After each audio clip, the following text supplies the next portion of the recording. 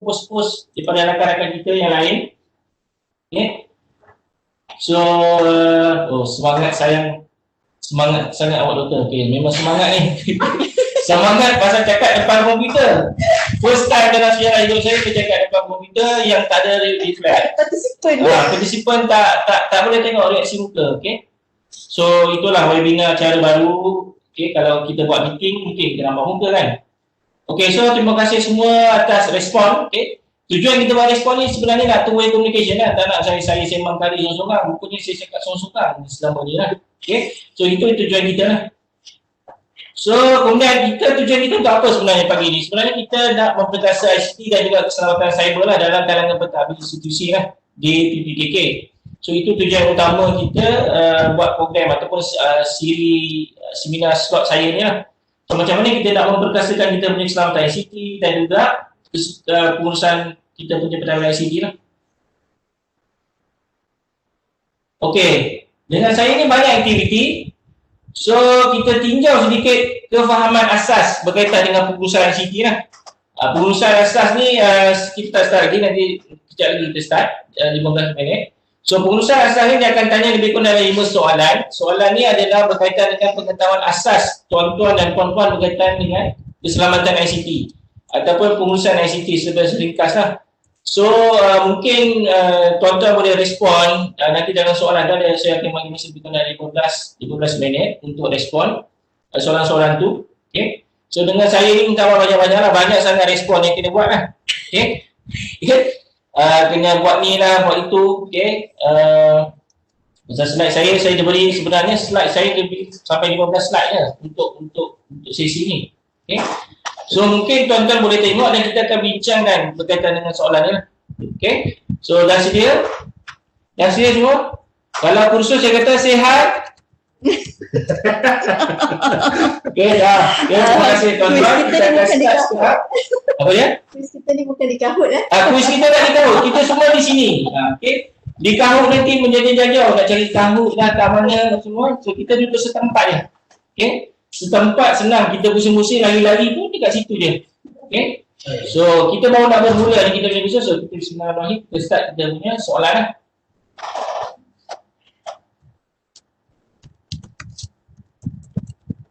Okay, take your time, ada soalan, ada 5 soalan. Saya bagi masa 15 minit. Okay, soalan satu berbunyi, saya pun tak ingat soalan dia apa.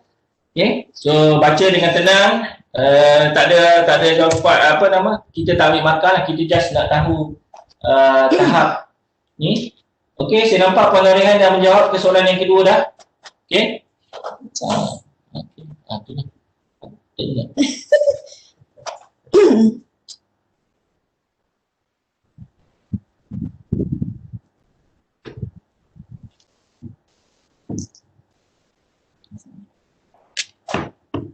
Okey, soalan satu dia tanya berkaitan dengan apakah password atau kata laluan yang paling selamat. Kemudian tanya soalan MFM merupakan salah satu bentuk penipuan internet, apa dia? Okey.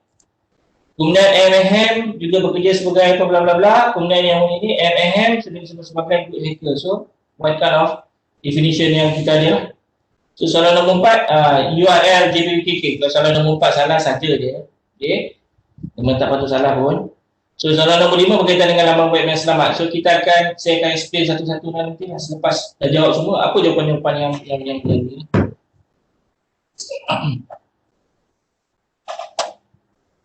Okay, kita masih lagi menunggukan jawapan. Cik Azata masih lagi tak respon. Cik Azata. Okay. Cik Abdullah pun masih lagi tak respon.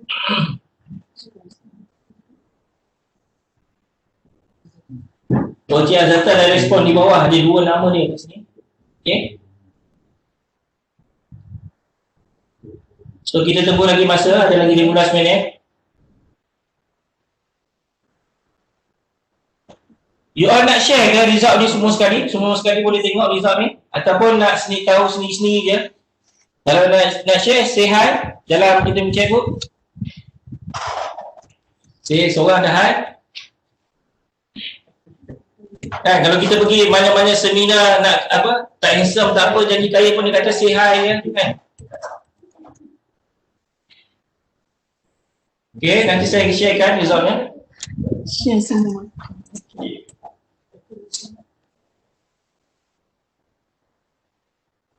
Okay, kita ada lagi masa 12 minit. So boleh ni. Okay, thanks. So saya pakai counter ni. So counter ni dia betul-betul counter 15 minit lah. No excuse.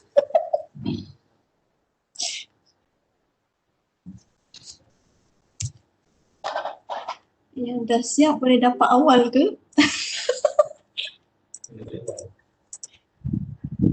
Dia macam periksa SPM lah. Kena tunggu kawan-kawan habis jawab, barulah kita tamatkan peperiksaan tu. Okay? Dia tak ada boleh keluar awal, keluar ni lah.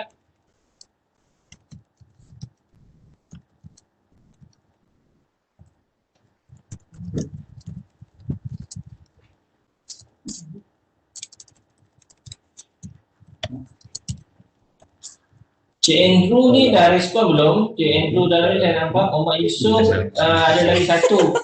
Satu soalan tak jawab, soalan terakhir. Dah jawab dah. Alhamdulillah. Ke jawab ni masuk orang ni Google kat internet ni? Tak apa, kita tak apa nama? Tak apa orang kata tu, tak stick lah. Okay.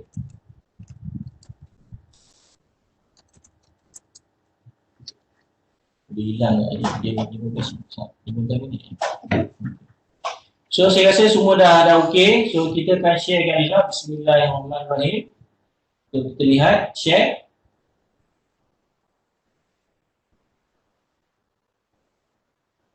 Nampak tak result masing-masing?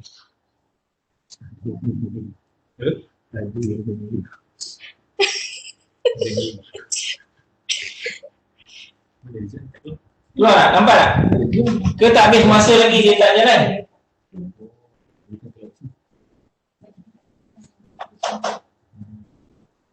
Apa kau ni tag kat sebelah tu?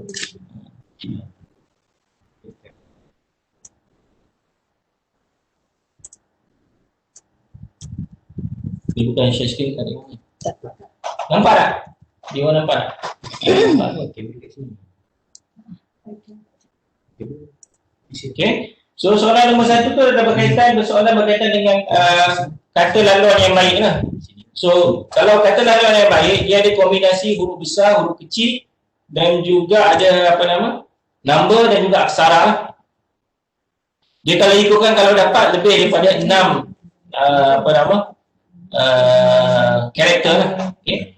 Kerana kalau lebih 6 karakter tu dia lebih selamat, kerana sukar untuk di hack lah. Kalau ada kita pakai brute force attack dan sebagainya pun dia sikit. Okay. So saya share kenapa? Cuba dia punya respon. Nampak tak? Saya share mana-mana. Saya rasa saya kena jawab dulu. Aku jawab dia.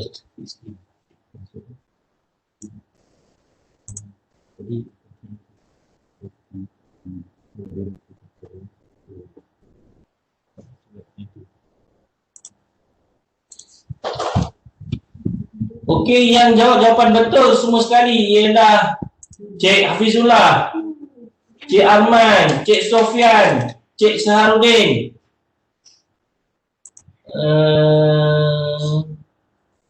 Cik Hazata, Mr. M tak sempat nak jawab lagi, ada lagi 3 soalan. Hadiah ni tuntut dengan pihak urus kira kan, jangan tuntut dengan saya. Mana nak tengok? You nampak? Dia nampak? Pasal ni? Bisa ambil dulu. Dah macam tu sambil. Mari proses bisa Kita share. Okey, betul share. So masing-masing dapat dah markah masing-masing. Dia dapat markah masing-masing ni kan? Ini dia orang akan claim markah dia orang. Oh. Okey. Okey. Ini yang Okey. Okey, yang mana salah 4 tu okey boleh pertingkatkan lagi. Okey. Dia betul tak password dia. URL JPPKK pun mungkin dia tersilap tekan kot. Okey. So URL JPKK ialah www mypolicc.edu.my. Yang mytvet.edu.my itu untuk CCMS. Okey. Kemudian yang soalan yang kedua tu berkaitan dengan soalan kedua tu saya tanya pasal apa? Skema kan? Ini tak tahu. Soalan kedua sekali. Soalan kedua saya tanya berkaitan dengan ni lah, app Ahem merupakan salah satu penipuan di internet. Biasanya pemangsa akan mendapatkan kepercayaan dari mangsa dengan janji-janji manis. Ini dah skema lah. Okay. Maka scam tu adalah nama bagi skema tu lah. Okay. Kemudian Ahem juga bekerja sesuai dengan peraturan melalui metod yang sah dari segi undang dengan tujuan mulia. Ini adalah white hacker. Okay. Dia ada blue hat, black hat, white hat dan juga red hat. Ini nama-nama bagi jenis-jenis hacker lah. Kalau blue hat ni dia hack bila dia diupah ataupun dia ada kerja dia memang buat hacking. Okey, contoh macam Microsoft, dia hire people untuk hack dia punya sistem. So dia itu dikenali dengan blue hat. Black hat ni yang jahat lah. Okey, dia jahat, dia nak impersonate maklumat, nak dapat apa, itu adalah black hat. White hat ni yang baik. Dia dah hack orang, kadang-kadang dia email balik, okay, you ada kelemahan, ni kena ambil sebagainya. Red Hat ni tak ada nama apa lah. Red Hat ni adalah nama software lah untuk nama Red Hat Linux. Okay. So seterusnya lah ni nama web yang saya kata tadi, siapa yang salah nombor 4 ni memang tak patut lah. Okay. Ada kat sini salah ni, tak nak sebut. Takut malu kan. So website yang betul lah mypolicc.edu.my. Okay. Ingat, ini adalah website Politeknik. Ini ingat, fikir-fikir kena buat khusus dah website ni. Ramai yang salah ni kat website ni. Dekat 1, 2, 7, 8 orang salah dekat alamat website Politeknik. Okay. So bawah lagi, seterusnya soalan berkaitan dengan ni. Dah. Ni web lah. Okey, antara berikut yang manakah merupakan laman web yang selamat? Laman web yang selamat ialah dia ada S. Okay. HTTPS maksudnya dia dah secure lah. So nanti balik tuan-tuan puan-puan boleh tengok website institusi masing-masing. Kalau yang Politeknik ada SPMP, make sure SPMP tu ada HTTPS. Kalau tak ada, you punya sistem memang sangat senang untuk dihack. Kerana dia punya username dan password tu boleh dia boleh pakai dia panggil plain text dia. Maksudnya buku plain text attack dan dia boleh masuk. Okey. Hanya itu kena tengoklah. Tuan-tuan puan-puan boleh tengok.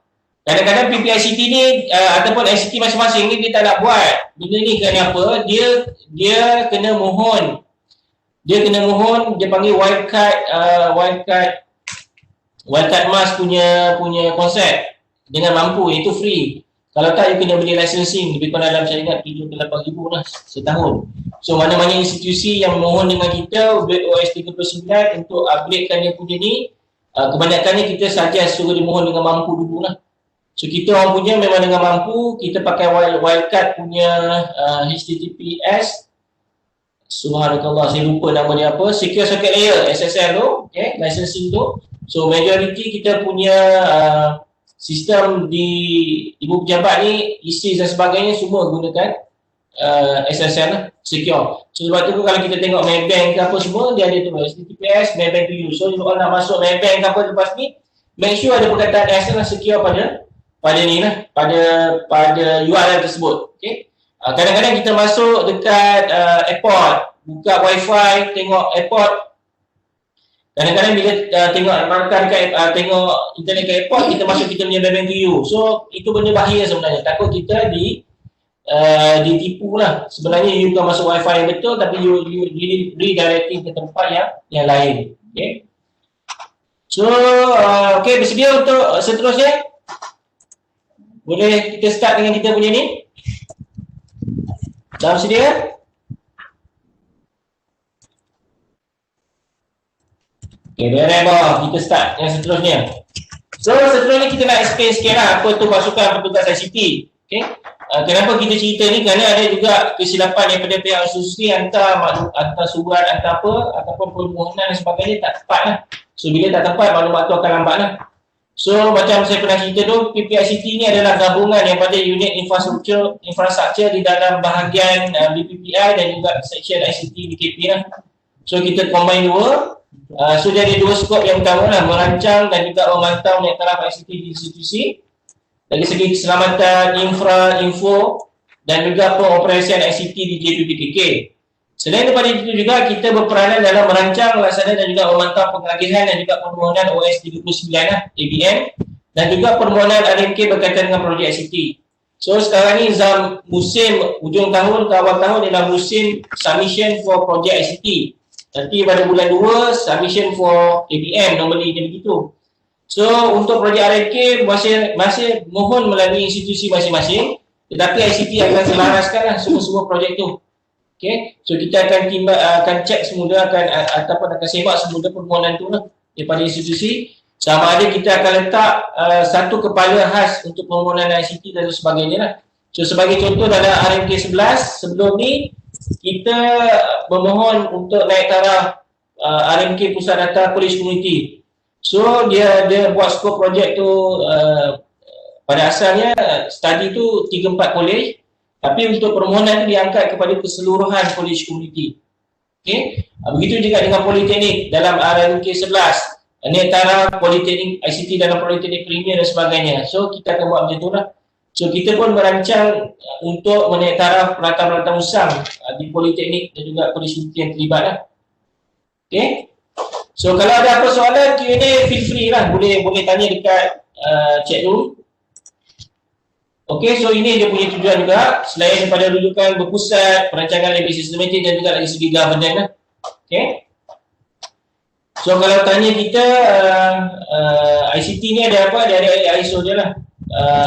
ISMS lah. 27001 2013 ISMS. Kemudian kita punya kategori hari ni kita nak cover 3 perkara, personal, cabaran semasa dan juga cabaran masa depan. Okey. Dari segi penggunaan email, kata laluan, apa amalan yang baik, okey. Kemudian cabaran semasa lagi segi keselamatan rangkaian, okey. Kemudian JPICT, berkaitan dengan PC sewaan dan sebagainya, okey. So you boleh tanya dekat sini. Ataupun tak sampai topik pun you boleh blast dekat dalam Q&A lah. Nak tanya pasal JPICT ke apa ke, okey. Pasal sesi yang lepas-lepas tak apa, itu saya tak share, nanti you all buat kat sini. Banyak saya. Okay, dia ada mohon bajet dekat tengah dalam kursus sebenarnya. Okay. So apa personal lah. Personal tu melibatkan kita punya tak ada urus diri kita sendiri lah. Okay. Lagi segi keselamatan kita punya sendiri. Okay. So kita start dengan perkhidmatan MyGov UC 2.0. So saya tak pasti adakah PTM ataupun PPTM masing-masing dah dimaklumkan bahawa sekarang dah berlaku proses migration MyGov UC. Kita punya email berhijrah daripada 1.0 kepada 2.0. Okay. So secara rasminya kita punya email baru akan bermula pada 1 Januari 2021.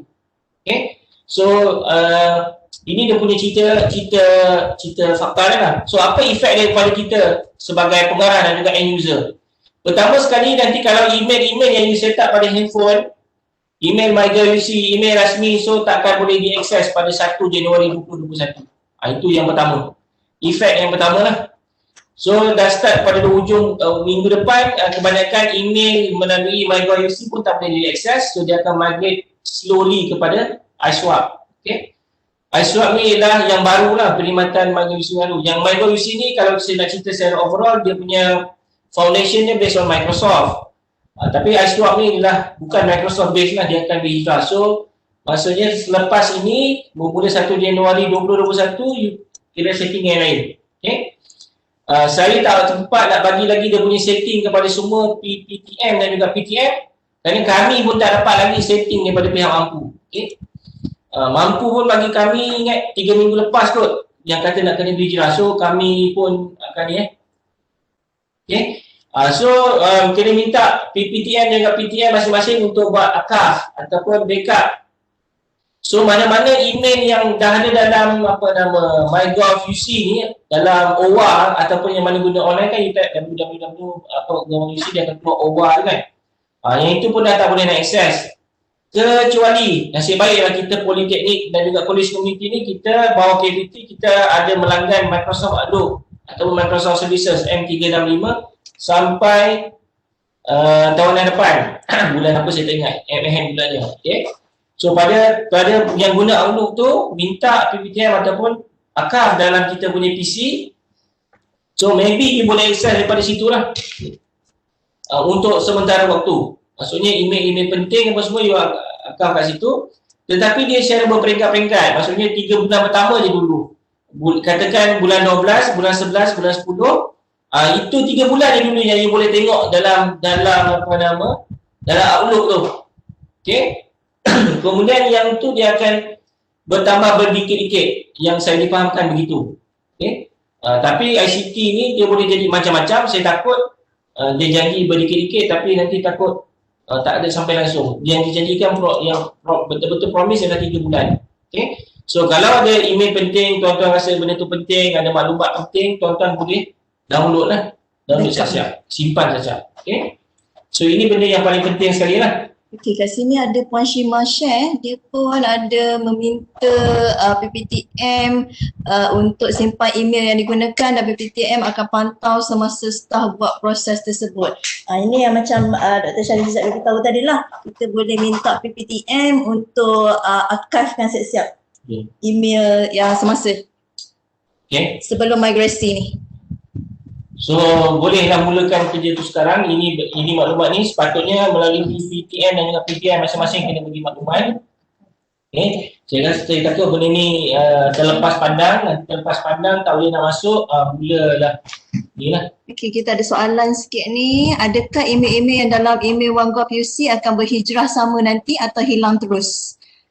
Dia tak hilang terus kan? Dia tak hilang terus. Dia cuma katakan bulan 1, you nak check email bulan 8 tahun 2020. Kemungkinan tu tak boleh tak masuk. Tak dapat lah. Okay.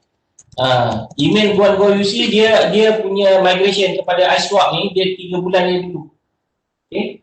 Maksudnya email yang akan masuk dalam yang dalam migration tu email bulan 12, email bulan 11, email bulan 10. Okay. Saya jujurnya mata saya tak nampak apa benda ni. Gmail tidak termasuk Gmail tak ada dalam ini wayang. Okay. Ini gambar Gmail memang tak termasuk lah dalam sini. Okay.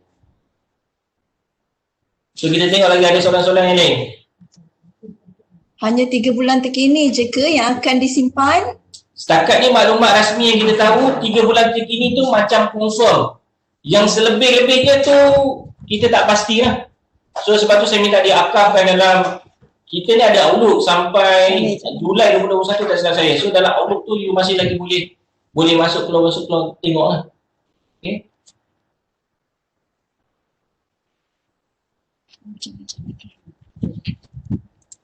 Okay, terima kasih semua. So kita next, kita pergi kepada part seterusnya. Okay.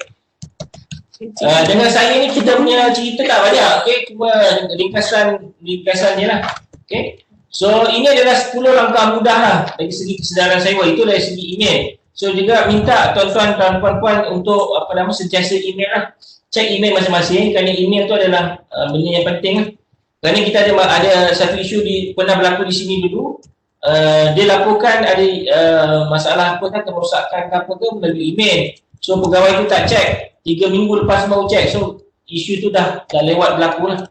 Okay. So zaman sekarang dengan zaman keseluruhan pendidikan dan maklumat ni, kalau kita perasan di belanjawan pun dia kata semua nak gunakan penacaran digital. Okay. So institusi lagi satu saya offer lah, institusi mana yang nak buat DDMS. Okay, DDMS tu maksudnya fully you migrate ataupun you fully digitalize you punya sistem dari segi perantaran, memo, surat dan sebagainya. So you boleh guna yang ni lah. Okay. So seterusnya kita masuk kepada 10 langkah mudah kesedaran cyber lah. Okay, dari 10 langkah ni dikeluarkan oleh pihak mampu. Okay. First sekali ialah kita gunakan kata laluan. Okay. Yang ni saya tak masukkan dia punya, kalau peserta kursus dulu saya bagi dia punya keyword-keyword satu-satu. Tapi yang ni kerana kita berwebinar, so kita letak keyword-keyword penting je lah. So pertama kita gunakan kata laluan. So kalau boleh jangan gunakan kata laluan yang sama untuk semua benda lah. Okay. Kerana dia ada pepatah orang putih mengatakan using the same password is just like wearing an underwear. If you wearing same underwear every day, it becomes smelly lah. Okay. So maksudnya you kena regularly tukar password tu. Okay. Dan saya faham tuan-tuan pengarah ni banyak password yang you kena ingat. So maybe you boleh buat catatan di tempat lain lah. Okay. You boleh buat dalam notepad dan sebagainya, tapi jangan namakan dia sebagai password. List of password memang kan tu lah, dia letaklah tu, resepi kuih muih contohnya. Ataupun ni, dia letaklah apa sama lebih kurang dia punya ringkasan, dia masukkan situ. So macam-macam tuan-tuan pengarah kena ingat password, e-perolehan, email dan sebagainya macam segala. So make sure you ada simpanan.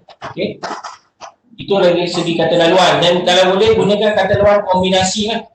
Kombinasi di antara huruf besar, huruf kecil, number dan juga aksara lah. Okay. Jangan gunakan kata-kata laluan yang ada dalam dictionary. Okay.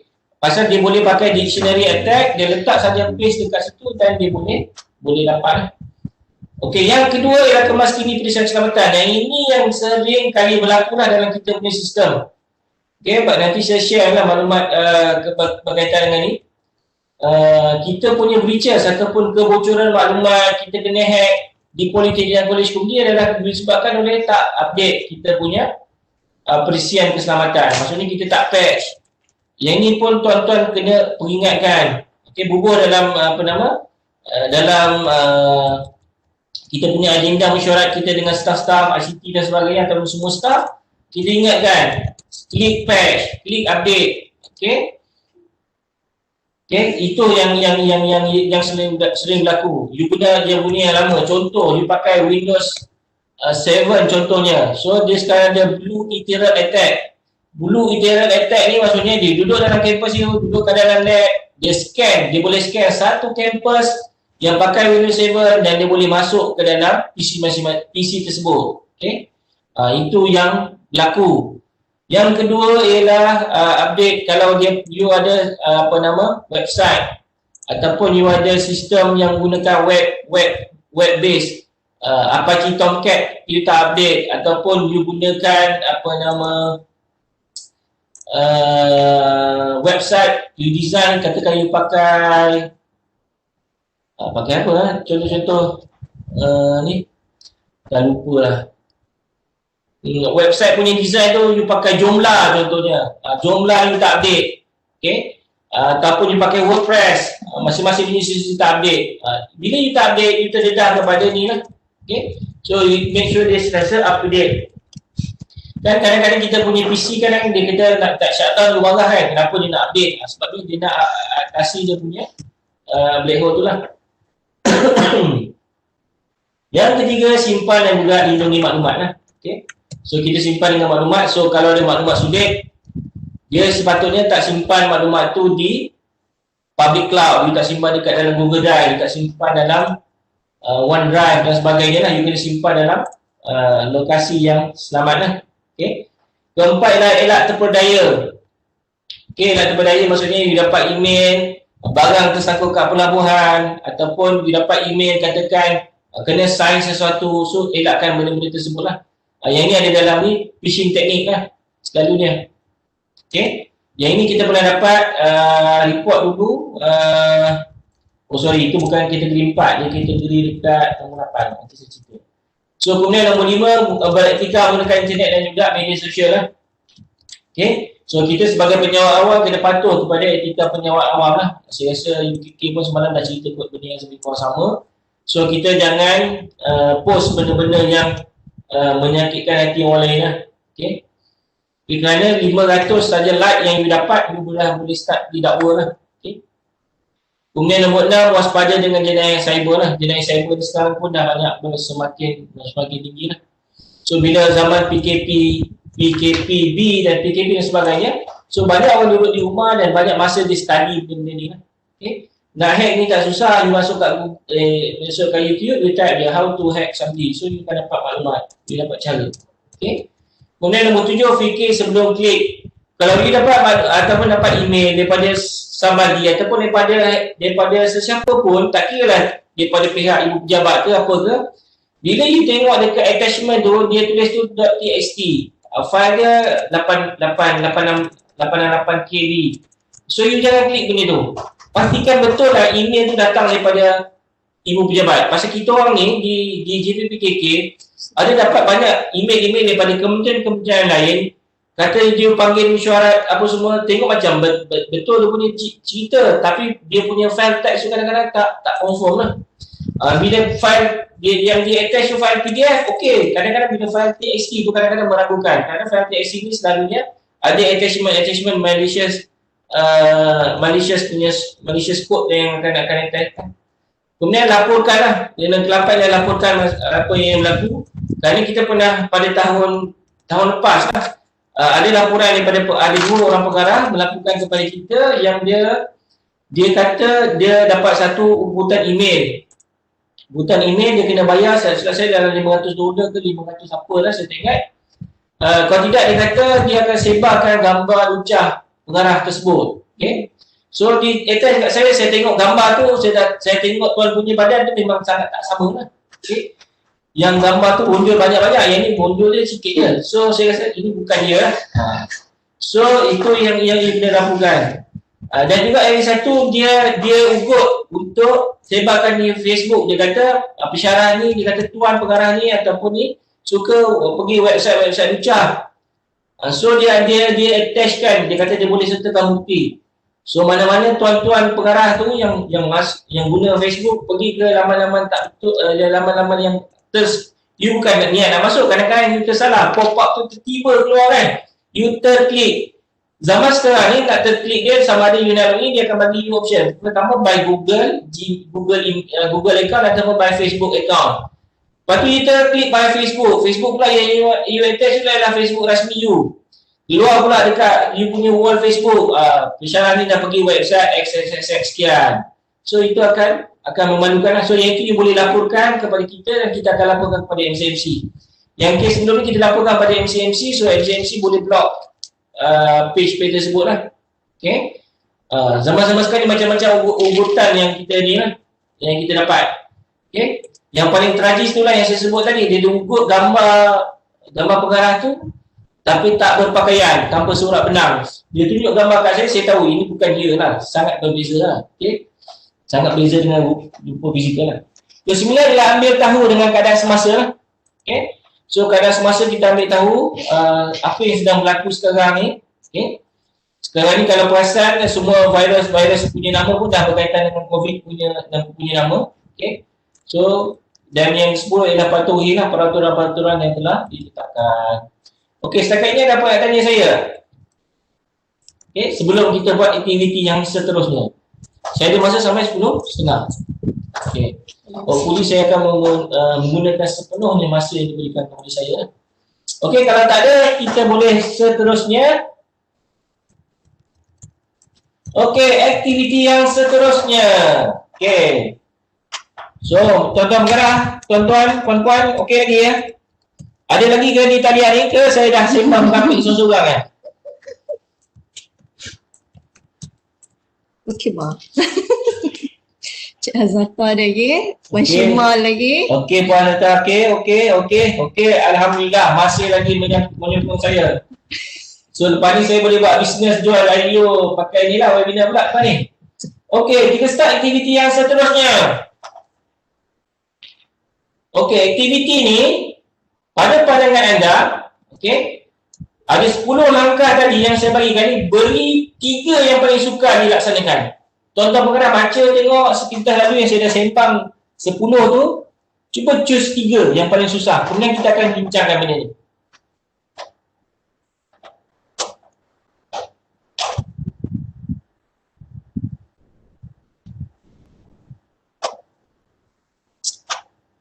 Saya nak share juga soalan-soalan ni dulu. Saya pernah attend satu seminar di peringkat Asia Security punya seminar.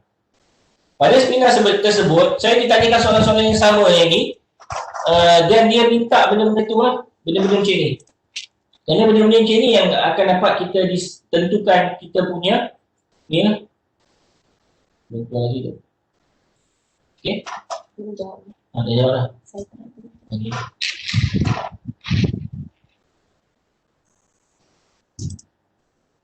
Okey, terima kasih dah ada respon. Cik Jamaluddin, Cik Andrew, Cik Ali cepat dan pantas. Cik Sofian, Cik Azwan, kira-kira bukan.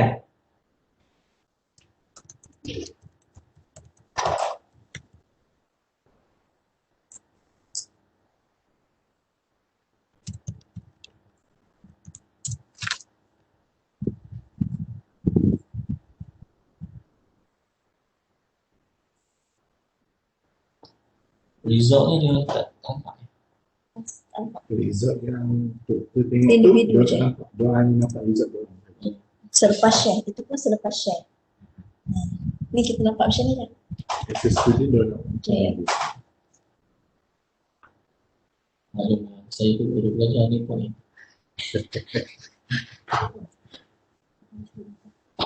Okey, ada lagi masa, banyak lagi masa, ada 12 minit, boleh tenang-tenang lihat.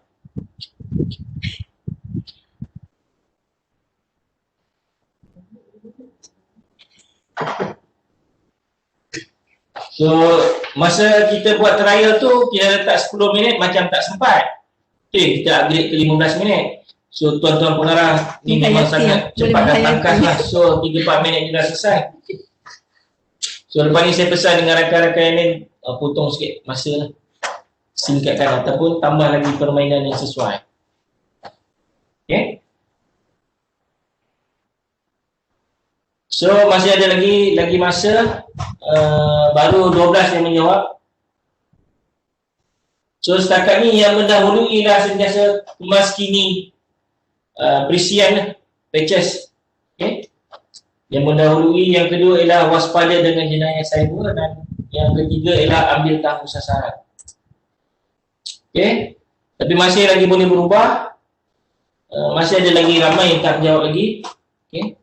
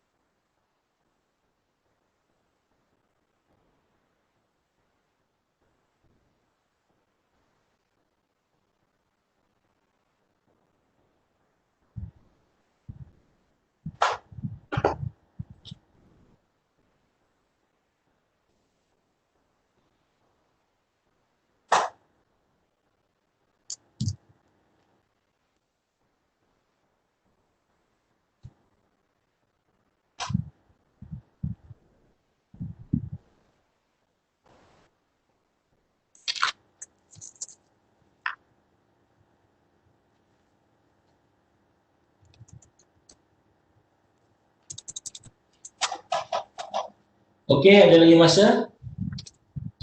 Kalau kita pergi webinar yang komersial, waktu macam ni keluarlah muzik tak apa-apa, kita ketawa kan. Tapi oleh kerana urus kita tak payah orang royalty, so tak adalah bunyi-bunyi dulu. Okay. So, lagi satu button ni dia orang cari juga, nak keluar-keluar muzik tu tak jumpa-jumpa. Okay, tak apalah. Kita testing boleh. kita boleh belajar lah sama-sama. Okey, so saya dah sharekan juga result ya. Setakat ni okey lah. Majoriti dah start menjawab. So majoriti lah 21% lah setuju bahawa sentiasa memaskini maklumat tu yang paling sukar. Yang kedua ialah ambil tahu sasaran. Okey. Dan yang ketiga ialah waspada. Okey. Dan seterusnya lah. Nuance, okey, NK. Yang tak jawab pun alhamdulillah, ada 11 tak jawab pun. Okay. So mungkin dia bertitih kat sini nama tuan-tuan termasuk pun tadi. So maksudnya itu yang paling sukar lah sekali. Macam saya sebut tadi, update patches, dan itu yang paling senang sekali. Yang ni lah. So setakat ni statistik kita, data kita semua yang dilibatkan ini. Kita update patches, kita update ni, dan dia berlaku dengan benda-benda macam ni. Okay. So bila-bila berlaku benda macam ni, yang kita di institusi pendidikan yang kreatif adalah result patches, result patches dan sebagainya, itu yang sukar. Okay, next kita tengok apa yang ada lagi. Okay, kita tengok cabaran semasa lah keselamatan rangkaian. So kalau kita tengok cabaran semasa rangkaian keselamatan ni, ataupun ni nak take file dulu sebelum ni. Dia nak teruskan. Tak respon. Take file. Take file, okey. Okey, take file dulu. Boleh pergi toilet, boleh pergi mana-mana, okey. Saya pun boleh makan kuih ni kejap. Okey. So kita akan sambung lagi selepas ni. Ada lagi aktiviti yang menarik. Okey. So sambil-sambil tu yang mana tak take file mungkin kita share. kita sharekan sikit video hacking yang berlaku lah. So saya serah balik kepada moderator. Okey, Assalamualaikum. So kita try lah share ni kan, sebab tak tahu sound ni boleh function ataupun tidak. Selalu kita guna dalam siri meeting. So hari ni kita di set up dalam siri event. So kita try je lah ya. Okey, ni sedikit video sebenarnya pengenalan terhadap keselamatan cyber. Saya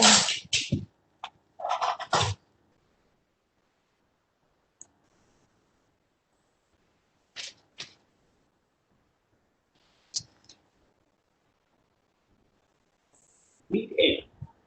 She often shops from www.shoppingcart.com. She has her information like email ID, address, and credit card details saved on the website to enable a faster and hassle-free shopping experience. The required information is stored in a server. One day, Anne received an email which stated her eligibility for a special discount voucher from shoppingcart.com. In order to receive the coupon code, she was asked to fill in her shoppingcart.com account credentials. This didn't seem fishy to her at the time, as she thought it was just an account verification step. Little did she realize the danger she would be facing. She was knocked off her feet when a substantial amount of money was wiped off her account. How do you think this happened?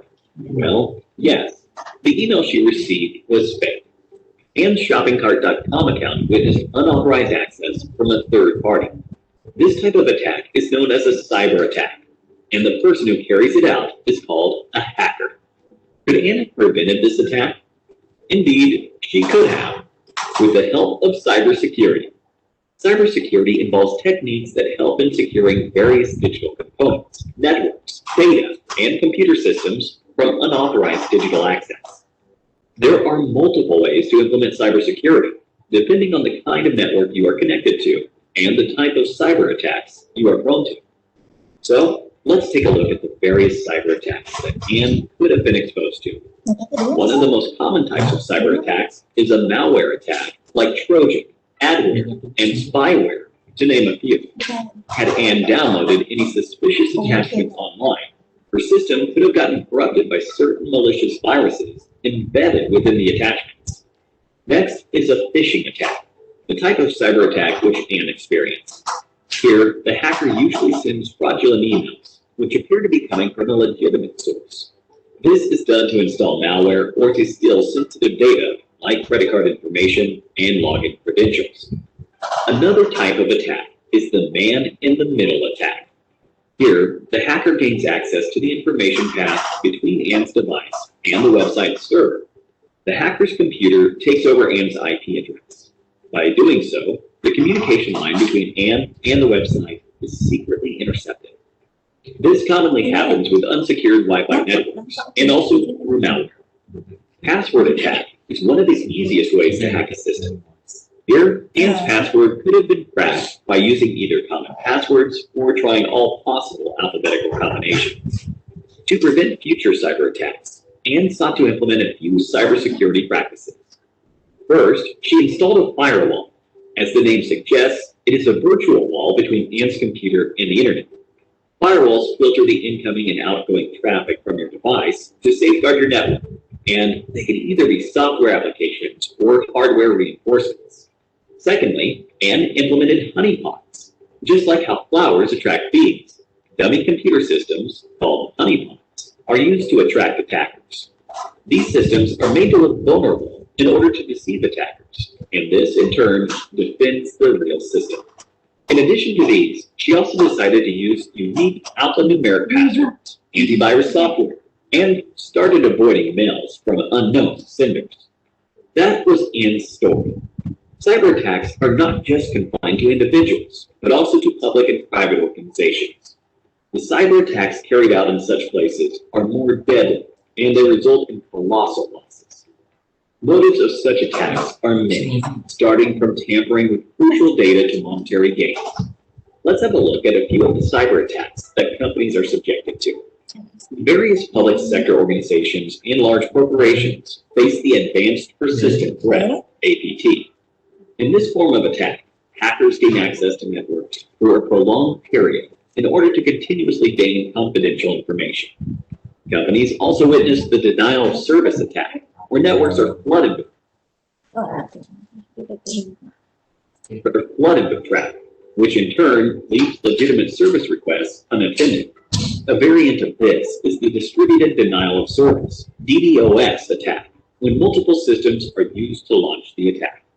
When a hacker manipulates a standard SQL query in a database-driven website, it is known as an SQL injection attack. By doing so, hackers can view, edit, and delete tables from databases. Amidst a plethora of cyber attacks, it is indeed a challenge for organizations with several networks and servers to ensure complete security. This is not an easy task, and to help with this, cybersecurity professionals are hired to work on identifying cyber threats and securing a company's network. There are multiple job roles in the field of cybersecurity. If hacking fascinates you, then the role of an ethical hacker is something to be explored. Such professionals try to exploit a network's vulnerabilities, just like how a hacker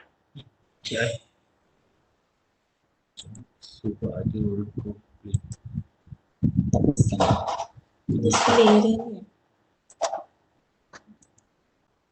Okey. Sudah nak buat kan? Nampak siap.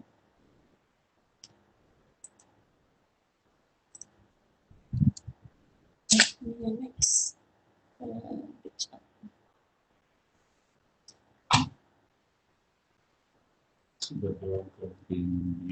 Bisa kecil.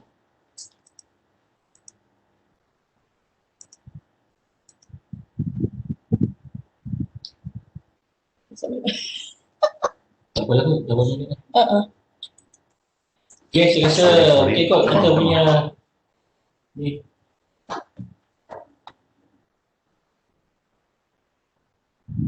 Okay, sekejap. Ada kita punya display. Okay, kita start sharing. Okay, rasanya cukup lah take file ataupun take 5 kan? Boleh kita teruskan semula Okay, ada. Okay, so terima kasih Puan Moderator dan juga tuan-tuan dan puan-puan kerana masih lagi setia bersama lah. Okay. Setia bersama hingga kita punya episod. Kita nak habis lah kita punya rancangan ni, ada lebih kurang dalam, saya rasa dalam 20-50 minit lagi. Okay. Kalau kita boleh habis awal, kita boleh take file. Tapi ada ujian nanti betul ni. Okay. Yang dulu saya boleh kita bagi rehat. Okay. So untuk cabaran seterusnya, kalau kita tengok lagi segi cabaran semasa lah. Okay. So cabaran semasa ni, ini info yang saya dapat daripada 2018. Okay. Kini pun lebih kurang sama lah. Dia kata data 4.9 million, 4.9 juta pelajar dah dihack. Okay. Ini dalam sistem analisis peperiksaan. Kemudian 100 university target in global scale. Kalau perasan dulu yang tahun ni ialah sistem payroll, universiti Melaya dihack dan sebagainya. Okay. So sebenarnya pada zaman sekarang ni maklumat yang dicuri ataupun benda yang dicuri tak seperti zaman dulu-dulu lah. Kalau zaman sebelum-sebelum ni, previously, maklumat yang dicuri adalah dalam bentuk kewangan. Okay. Kalau popular 2-3 hari ni, ada satu artikel tu Aman Shah yang terkenal di 10 tahun lepas, 20 tahun lepas yang dicuri 1 sen setiap akaun pendeposit dalam satu akaun bank sehingga dia dapat berjuta-juta ringgit. Sekarang ni pula maklumat yang popular dicuri ialah maklumat pelajar lah, ataupun maklumat data individu. Kerana satu data individu ni kalau dijual dekat pasaran gelap antarabangsa betul dalam 20 sen. Dia punya harga dia lah. So senang nak korek ataupun senang nak dapatkan data ni melalui institusi pendidikan lah. Itu maklumat yang senang dapat lah. Itu sebab itulah institusi politeknik, college community dan sebagainya kita kena pertingkatkan kita punya accessibility lah, maksudnya macam mana kita nak tingkatkan kita punya keselamatan kita sendiri. Tentunya kalau kita tengok ini adalah statistik ransomware yang berlaku pada start daripada 2016 sampai tahun masa sekarang lah 2020. Kalau kita tengok 2016 tu ada dua je yang terlibat, PSA dan PBS, tetapi pada tahun 2017 meningkat sehingga 13 institusi lah. Aktiviti ransomware ni maksudnya dia masuk kita punya PC, dia encrypt kita punya hard disk dan you kena bagi Bitcoin. Sekarang punya pertukaran Bitcoin, tak silap saya, satu Bitcoin adalah 200,000 kot punya pertukaran. Kemudian Bitcoin pun ada dia punya digital money pun ada dia punya mata wang tertentu. Ada Bitcoin, Ethereum, satu lagi apa dah saya tak ingat, dia ada 3. Masa saya pun setengah study juga berkaitan dengan Bitcoin ni. So tuan-tuan pun mungkin semasa boleh lah tengok Facebook tu sambil baca juga maklumat lah. So 2008 menurun sikit 7, 2019 semakin turun, 2019 dan pada 2020 ni setakat hari ni ada 2 lah. Sebenarnya ada 3, tu yang ketiga tu baru berlaku lah, kita tak sempat nak loginkan lagi. So pada tahun 2020 ni saya fokus pada tahun 2020 ni apa yang berlaku ialah web defacement. Web defacement ni ialah hacking yang paling mudah sekali. Paling mudah sekali maksudnya dia hack kita punya website, dia tukar gambar dia dan sebagainya. So itu yang paling mudah. So tak sepatutnya berlaku lah. Yang ni saya sebut lah, yang punca yang macam tuan-tuan pun setuju tadi ialah disebabkan oleh you tak update patches, you tak update dia punya software ataupun you tak update dia punya ni. Dan saya faham kelemahan kita di institusi kerajaan ni. Contoh you nak upgrade apa benda, you nak pakai duit 39 kan, you mohon dengan kita tahun ni selalunya you susah nak dapat. Ataupun dia akan pergi priority yang ni. So itu you kena maklumkan dengan kita lah, bahawa benda ni ada agensi dan sebagainya. Kerana tahun ni umumnya OS 239 kita fokus kepada software PDP. Kerana dah 2 tahun kebelakang ini kita fokus kepada perisian pengurusan antivirus, licensing dan sebagainya. So pada tahun ni kita fokus kepada software PDP. So mungkin boleh update dengan kita lah. Kedua ni yang KKV beruang tu ialah pun sama juga tak update dengan Tomcat dan maka dia boleh di-hack. Majoriti semua disebabkan oleh itu, tak update dia ni dan yang itu terlidah lah. Nampak simple tapi benda tu yang paling senang sekali. Seterusnya dah selesai masalah tu, kita ada satu dipanggil Computer Emergency Response Team lah, ataupun CERT.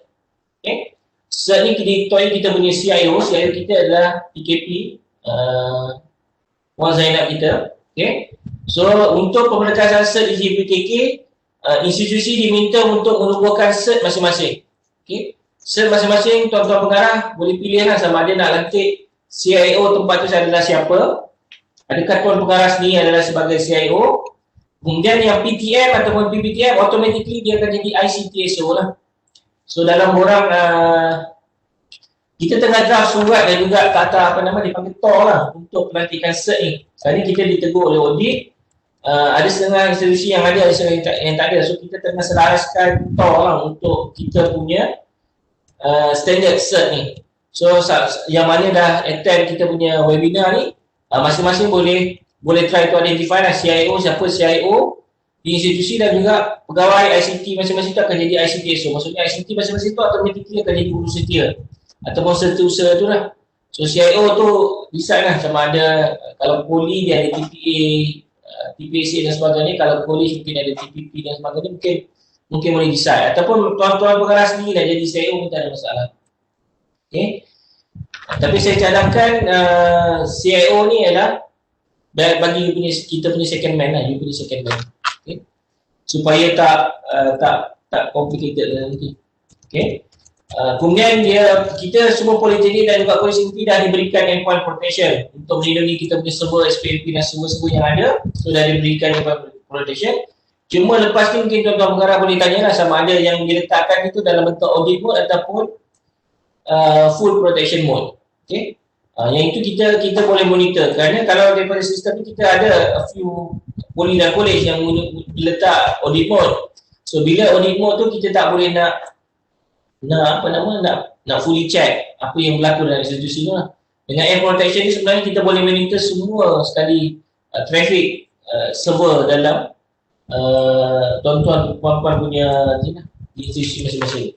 Dan juga sebarang insiden perlu dilaporkan kepada PPICT lah. Tak perlu nak laporkan dekat Facebook.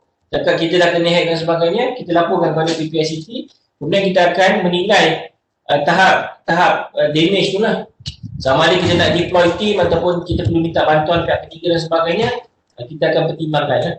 Okay. Selalunya kalau dilaporkan kepada PPICT, kita akan bagi masa kepada institusi itu untuk settle down sendiri lah dalam masa maybe 1 atau 2 hari. Tak selesai, kita akan bawa kepada kita punya pasukan. Kita ada tim cert yang terdiri daripada beberapa pakar daripada golongan pensyarah dan juga pegawai teknik maklumat. Kita akan sit down dan juga kita berbincang dengan third party lah. Macam mana kita nak selesaikan isu-isu tersebut. Okay, kalau kita perlu minta bantuan, nak hantar, semua kita akan buat. Okay. Okay, ini adalah tindakan lah untuk pencerobohan rangkaian. Jika dah berlaku, buat penilaian, tubuhkan jawatankuasa tindakan ataupun keselamatan. So kalau dah ada cert tu, aktifkan cert tu. So minta laporkan kerosakan. Okay. Kemudian ikut perkelilingan tu. Kemudian kalau melibatkan server, shutdown server-server yang berhampiran. Kemudian menilaikan kerosakan yang berlaku tu. Okay, jangan sampai kita kadang-kadang ibu pejabat dah tahu dulu, kita telefon banyak kali untuk shutdown luar punya server. Itu berlaku pada satu institusi lah. Kita call suruh dia shutdown supaya dia tak ni lah. Sebenarnya dia melibatkan reputasi lah. Okay. Okay, jika kemudian pengendalian lah. Pengendalian dia boleh hantar ke report awal. Okay, kemudian dari segi pelaporan lah. Selari dengan perkeliling ni lah. Okey, setakat ni ada apa-apa soalan? Boleh tunjuk contoh cert? Tak tunjuk contoh cert. Contoh cert. Saya tak pun nak faham. Ada soalan daripada bertanya, Cik boleh Sofian. tunjuk contoh cert. Cert tu bukan cert ni sebenarnya pasukan lah sebenarnya. Team. Cert ni adalah ringkasan bagi Computer Emergency Response Team.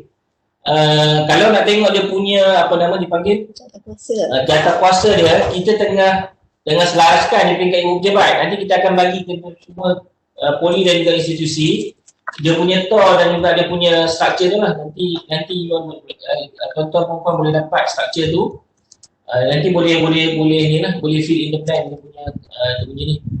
So diketahui oleh CIO, urus dia ni, kemudian urus dia ICTSO, kemudian ada ahli-ahli dia lah. Ada jatah kuasa cert peringkat institusi? Ya, ada. Oh, bukan digital cert. Ingat digital cert, bukan. Stakeholder committee ni tak besar dan jumlah staff pun sikit. Okey. Untuk poli ataupun kolej yang jumlah yang sikit, you lantik saja satu CIO dan juga you punya PTM tu sebagai ICTSO. 2 orang dah cukup. Maksudnya dia ada komunikasi antara dua tu. Maksudnya PTM melaporkan kerosakan ataupun breaches tu berlaku kepada siapa, dia ada somebody yang dia kena laporkan. Dan somebody tu dia ada authority untuk beritahu, okey, shutdown server dan apa semua lah. Cert ni juga berfungsi kalau katakan berlaku contohnya banjir air dah naik dan sebagainya. Siapakah orang yang diberi kuasa untuk memberi command ataupun memberi arahan untuk shutdown server, alihkan server? Kerana dia melibatkan sebenarnya bukan sembarangan orang yang boleh shutdown server dan sebagainya. Dia perlu mendapatkan satu ada authority lah untuk buat. Sebab tu saya kata dia perlu ada at least ada 2 orang. Okay. So pengarah tu sebagai kita sebagai pengarah adalah orang yang terakhir buat decision. Maksudnya ada CIO, ada ICTSO. So ICTSO akan laporkan kepada CIO, CIA boleh berbincang sama dengan pengarah sama ada nak tutup dan sebagainya, mungkin benda tu boleh berlaku lah. Boleh Okey. dilantik daripada TPA kan? Ya, boleh nanti daripada TPA, tak ada masalah. Okey.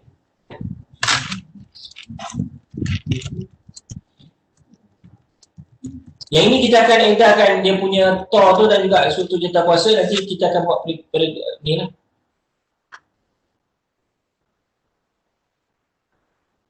Okay, yang lain clear. Tak ada soalan lagi. Okey, kenapa kalau kita tengok ni, kenapa pelaporan ni penting? Pelaporan ni penting kalau kita tengok daripada tahun ke tahun. Laporan tu, bila banyak laporan, kita akan cuba reducekan ke laporan tu dan kita akan identify apa kelemahan yang kita ada. Sebab tu daripada tahun ke tahun, kita record tu makin lama makin sikit. Pasal kita dapat identify, oh kelemahan kita kat sini, so kita akan atasi lah. Dan yang kebanyakan sistem yang ada kat dalam kita punya, kadang-kadang kita tak, ayat yang selalu kita guna ialah terlepas pandang untuk kita update. So bila satu tu kena, ada laporan, so kita akan blast maklumat tu kepada semua lah. Itu macam firefighting lah, tapi itulah usaha yang terakhir. Tujuan pelaporan ni bukan untuk apa nama, untuk menjatuhkan imej institusi sebagainya. Kalau you tak lapor, seperti ada satu yang kes berlaku, dia tak lapor, kena web defacement. Yang melapor kepada kita ialah NACSA. NACSA ni adalah apa benda stand for NACSA ni? NACSA, bukan laksa. Laksa kita boleh makan. NACSA ni di bawah MKN, Majlis Keselamatan Negara yang jaga keselamatan cyber. Dia email dekat saya, ada satu website politeknik tu kena web defacement. So minta saya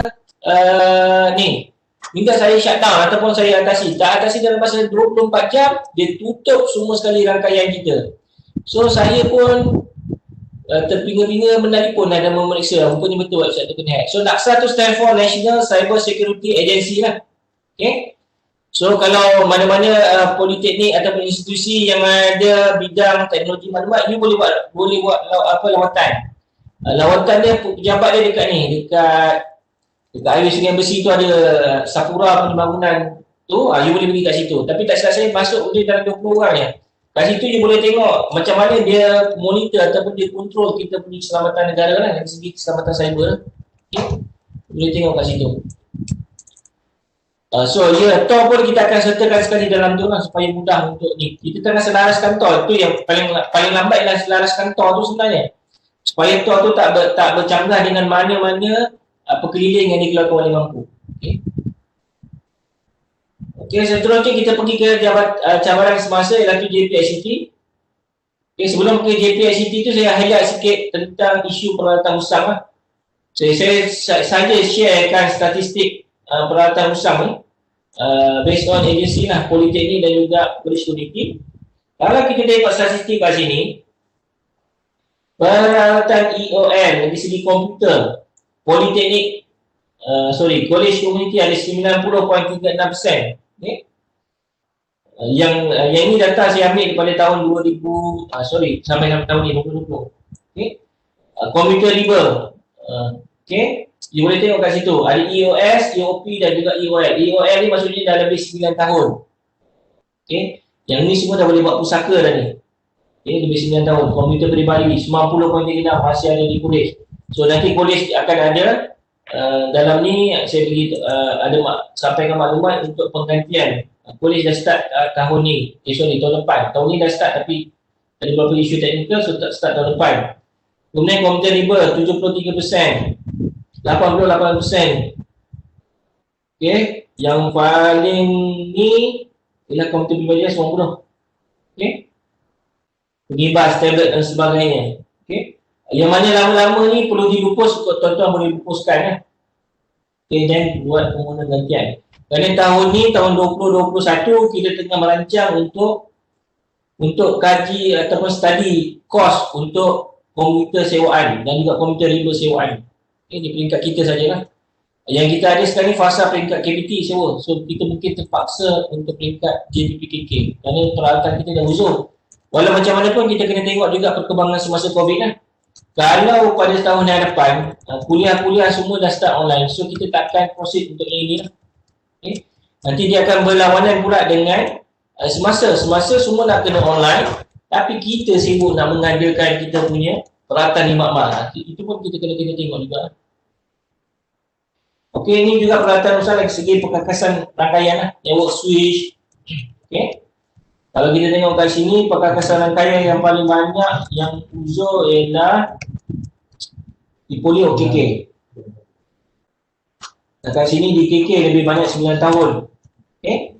Tapi KK saya rasa alhamdulillah start daripada tahun 2 tahun lepas dia dah start dapat projek RMK pusat data. So benda ni akan berkurang secara sedikit demi sedikit lah. So minta tuan-tuan pengarah polis unity mana peralatan yang dah uzur, dah usang dan rasa tak boleh guna, dan ekonomi dibagi minta dilupuskan. Okay? Sebelum audit datang tengok dia kata kenapa tak guna, dah rosak tapi tak lupus. Okay? Kalau kata benda tu boleh lagi digunakan, you boleh beritahu kat kita lah. Beritahu kat kita ataupun ada yang firewall dia punya licensing dah expired tapi you dah tak guna, you boleh tahu kat kita.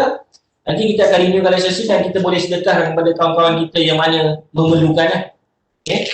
Mungkin bagi kita tak memerlukan tapi bagi pihak yang lain mungkin dia sangat memerlukan, so kita akan bantu. Kita ada ramai yang beradik, ada 140 orang lebih. So kita boleh bantu antara satu sama lain ni. Okay, next. Kemudian ini adalah JPICT kita. Dipengerusi oleh TKPP juga oleh CIO. Punca kuasa sudah berkeliling seperti itu. Okay. So scope ICT yang memerlukan ini sebelum projek dilaksanakan lah. So pastikan projek-projek ICT yang nak tuan-tuan laksanakan, pastikan dia ada kelulusan JPICT. Walaupun kadang-kadang you melibatkan pembangunan in-house, contoh you buat sistem untuk in-house, pun you boleh mohon JPICT. Kerana untuk jangka masa panjang, kadang-kadang you memerlukan benda tu maintenance dan sebagainya. Okay? So bila memerlukan software maintenance dan sebagainya, so you memerlukan pendaftaran JPICT. Okay, yang tak ada. Kalau you buat software apa semua pun, buat sistem, kita akan sebenarnya tak ada isu lah. Seterusnya kita nak rekodkan jumlah aset tak ketara. Sekarang ni aset tak ketara untuk pembangunan in-house kita dah kumpulkan. So maksudnya kita boleh tahu kita punya nilai pembangunan aset yang kita ada, expertise yang kita ada, berapa banyak dah kos yang kita gunakan. Kos dia ada formula dia. Walaupun kos tu kita tak libatkan kos, maksudnya free lah, maksudnya staff kita tinggal.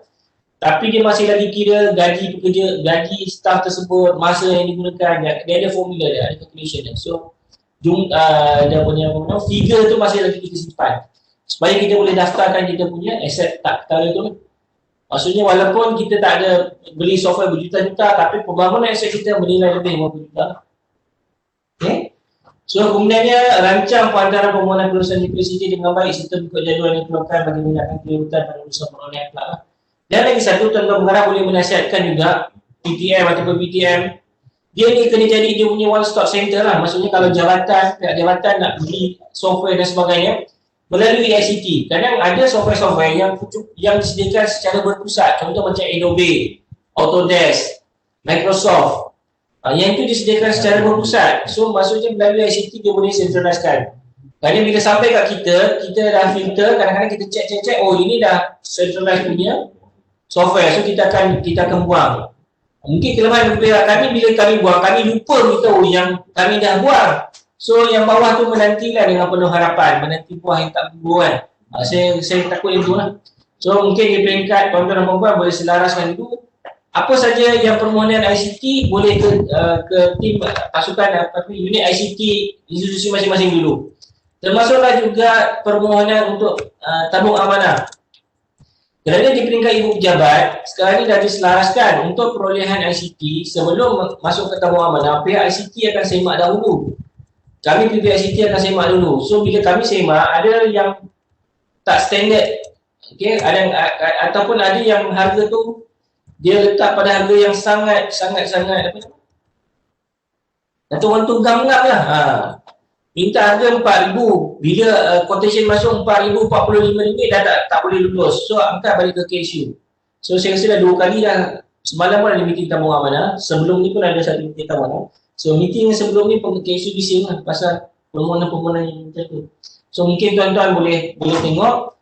Dan juga jangan pastikan permohonan tu janganlah yang apa nama.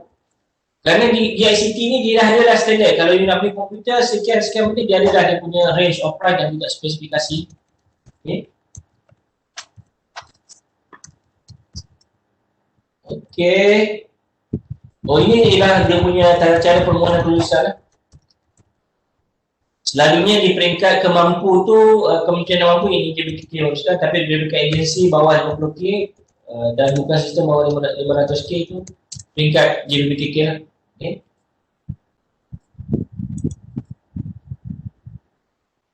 Kerana bermula tahun depan yang kita nak selaraskan perisian software akademik, yang ini kita akan minta bantuan tuan-tuan dan puan-puan lah di institusi.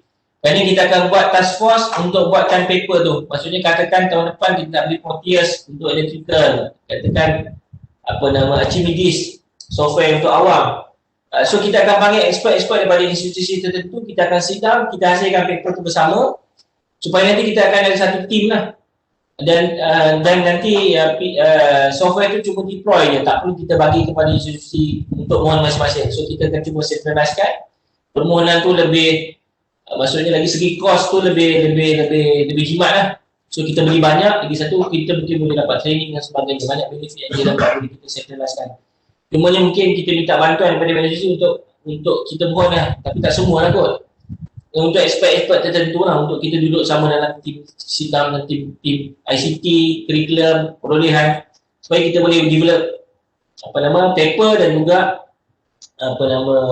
permohonan tu lah. Permohonan untuk paper untuk permohonan dan juga tata cara perolehan. Okey. Dan juga jangan lupa lah laporan kemajuan pelaksanaan projek. Bila dah start tu kita akan request pelaksanaan projek lah.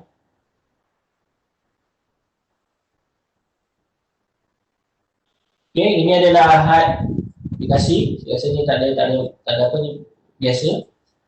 Cumanya di peringkat institusi, kalau dia melibatkan contohlah, you beli komputer, satu trainer datang dengan komputer. So komputer tu perlu tak you angkat balik ke JPICT? Jawapannya ialah kalau you beli trainer sekali dengan komputer, you declare komputer tu adalah trainer dalam tu sekali. So tak payahlah you nak angkat ke JPICT.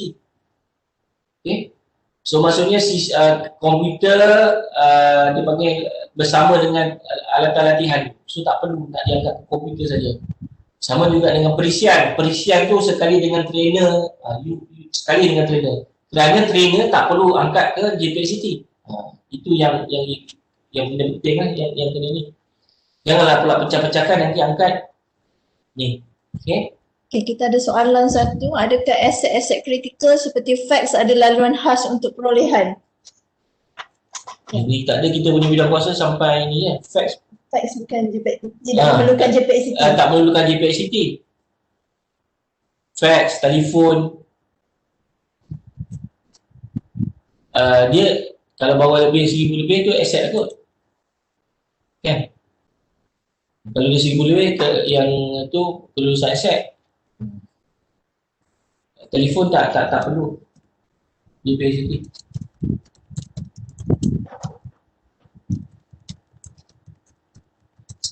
Ada lagi nak pakai fax je, semua pakai email lah sekarang. Mungkin kena study je. Kena study macam mana nak mungkin photostat. Photostat tu boleh jadi fax lah. Tak apalah. Yang ni apa-apa, yang you rasa pelik sikit you boleh PMP lah. Okay.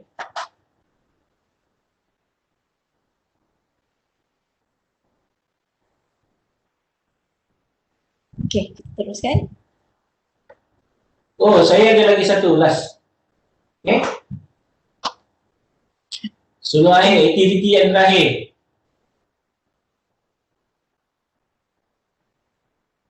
Pada pandangan anda, apakah faktor yang paling memungkinkan serangan ancaman cyber berlaku di politeknik atau polis community? So ini aktiviti ni tuan-tuan boleh ni, kita boleh rehat sekejap minda kita. Tadi dah dapat JPICT, dah tahu dah berat-berat kan. Ini kita ni sikit lah. Tadi kita dah tahu tentang benda yang kita susah nak buat, iaitu patches. Sekarang kalau kita duduk kat sini, apa pandangan kita? Yang paling memungkinkan serangan atau ancaman cyber berlaku di politeknik atau institusi. Keluar benda ni. Bisa jawab dunia. Apakah pandangan anda? Okey, ada sahabat kita dah jawab. Muhammad Sarudin. Saja cuba-cuba nak test keselamatan, okey. Lagi satu, pelajar kita kena faham satu benda. Dia cuba apa yang kita nak test. Kita cuba apa nak test. Dia cuba test apa yang dia dapat. Okey. So, boleh lagi share. Menguji kesiapsiagaan. Oh, ini nak menguji Islam. Ini dah macam askar punya team Okay. So ingin tahu ya, sila ingin tahu. Okay. Okay. Dan post-post ni saya nak tengok. You boleh klik like. Kat love tu. Okay. Siapa yang paling banyak sekali like, nanti claim hadiah dengan Ustaz. Okay. Love tu okay. Cik Suhairi okay 2. Wah. Setakat ni Cik Suhairi punya ni menguji kesiapsiagaan unit tindakan ICT 3, amboi. Okay. 4. Okay.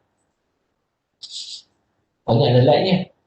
Okay, kita tengok lagi. Siapa lagi boleh bagi pendapat? Institusi tiada pakar. Okey, ada institusi tak ada pakar. Ancaman pada unit peperiksaan. Yang ini pakar ni kita sebenarnya tengah melatih lah seberapa ramai yang mungkin lah dalam kita punya institusi.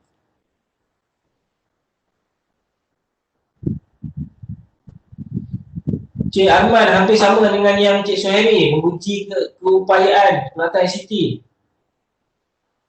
Kelemahan tak boleh urus, dia betul. Tak pasien tak mesti updated. Okay. So siapa lagi boleh share? Cik Jamaluddin. Cik Jamaluddin antara ni. Ya, Kota Marudu. Okay, macam mana Kota Marudu, okay? Boleh dah, white hat, full time di JBTK. Dia kerja Cik Jamaluddin lah ni. Jadi white hat. Okay? Sekarang ramai orang yang jadi blue hat Cik Jamaluddin. Dapat bayar. Okay? Okay, pengetahuan IT yang tinggi di kalangan pengguna. Ya betul. Bila pengetahuan IT semakin tinggi, so semakinlah dia rancak nak mencuba. Okay? Ya, Cik Khairul. Sungai Petani perlu mewujudkan segala riset. Banyak perlu diberikan tentang security cyber. Dan security cyber ni sentiasa berkembang daripada hari ke hari lah. Kita pun tak mampu nak kejar dia punya ni. Kerana kalau kita tengok peningkatan serangan cyber tu semakin meningkat daripada hari ke hari. Okay? Ramai semua nak cuba pengetahuan. Dia cerita macam Tok Romo lah, belajar santet orang kan. Tapi dia pun benar lah ilmu santet dia, kesan ataupun tidak. So kita ni sebagai end user, kita kena protect lah diri kita. So kalau saya buat survey tuan-tuan pengarah ni, antara ramai-ramai 30 ataupun 27 orang tuan pengarah dalam online ni, siapa yang dalam handphone dia ada antivirus? Dia letak protection. Mungkin boleh jawab, say hi dekat chat. Webex. Dekat Webex chat. Mungkin siapa boleh jawab? Siapa yang ada? Siapa yang letak? Kan, kita tahu kena selamat, kena itu, tapi apa tindakan yang kita buat? Okay?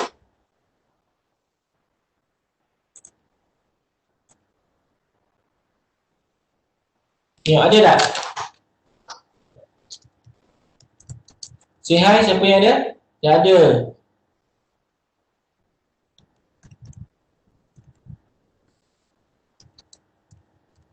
Okey, iPhone sudah ada dengan protokol keselamatan iOS sendiri.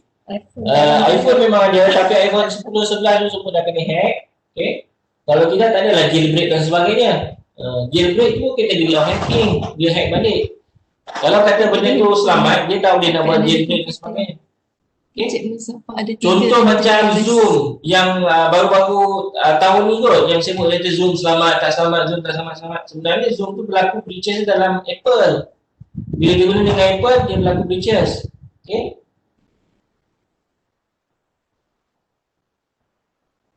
Tiada AV di handphone tapi ada di komputer. Encik Muzaffar ada 3 antivirus dalam handphone. Wah, Cik Muzaffar sampai 3. Okay. Okay, saya guna iPhone 7 Plus, still okay. So sebenarnya kalau kita tahu kita kena hack ataupun kita ada virus bila kita ada antivirus. Dalam komputer kita tak ada antivirus bila kita tahu dia kena virus. Bila kita install antivirus baru kita tahu oh dia ni kena sakit. Sama juga macam kita. Kita tahu kita sakit, kita tak tahu setelah kita buat medical check up baru kita tahu kita sakit apa. Samalah juga dengan kita punya sistem. So kita medical check up tu seolah kita punya antivirus lah. Okay. So mana tahu, you mana tahu kalau kita pakai ada satu software dalam Baba Black Sheep. Kalau you pergi Google babablacksheep.com, you boleh beli device tak mahal, $50 atau $50 apps. Kawan-kawan you on Bluetooth dalam handphone, you activate you punya sistem, then you boleh dapat dia punya apa nama? Dia punya kawan tu punya maklumat. Hatta you boleh buat call daripada handphone kawan tu. You boleh pergi kat situ, Baba Black Sheep. Tapi you jangan guna, make sure komputer yang nak masuk tu komputer ada antivirus lah. Dalam tu juga kat website tu dia ada tulis how to make a virus. So make sure you apa nama? You betul-betul jangan klik lah how to make virus. Kalau you make to make virus dia akan klik dalam bentuk wizard. Dalam bentuk wizard tu nanti yang menyebabkan dia ni lah. You pula kena virus yang tersebut lah. Okay.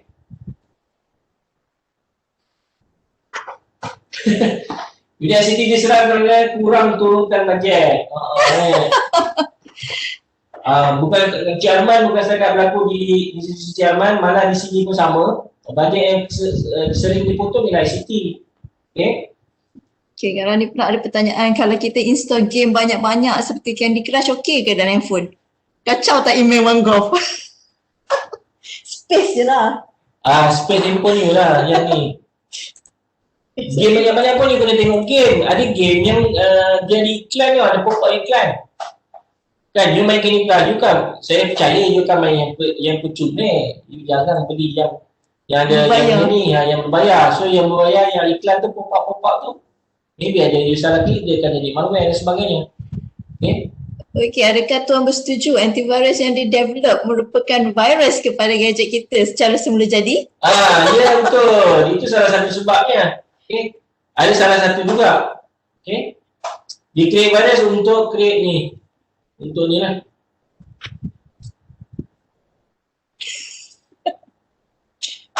Okay. So, saya rasa kita sambungkan kita punya ni.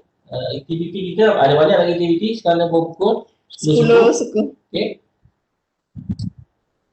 So, untuk makluman semasa, kita cerita pasal berkaitan dengan bisnes sewaan lah.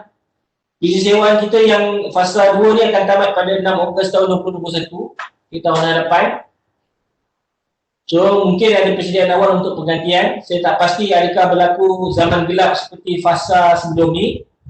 Okey, kalau zaman COVID tu berterusan, maksudnya kalau online tak akan berlaku lah. Kalau ikut pengiran KPT bulan Mac nanti akan start balik semula perkuliahan dan sebagainya. Okey.